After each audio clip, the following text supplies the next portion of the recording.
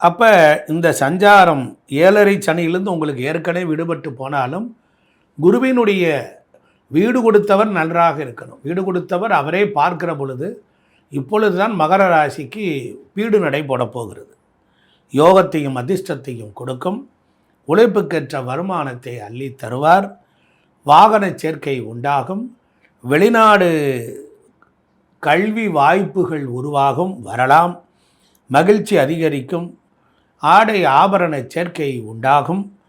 அதே போல் ராகு கேது பயிற்சி, ராகு பகவானும் உங்களுக்கு மகரத்திற்கு 8வது வீட்டில் இருந்து 3ஆம் வீட்டில் ராகு, 8இல் இருக்கக்கூடிய கேது. நீங்கள் 8இல் உள்ள கேதுவினால் கவனமாக இருக்க வேண்டும். 2இல் ராகு, 8இல் கேது, 3இல் சனி, 6இல் குரு. இந்த காம்பினேஷன் உங்களை வாட்டி வதக்கி மிகுந்த சிரமத்திற்கு ஆளாகி இருக்கும்.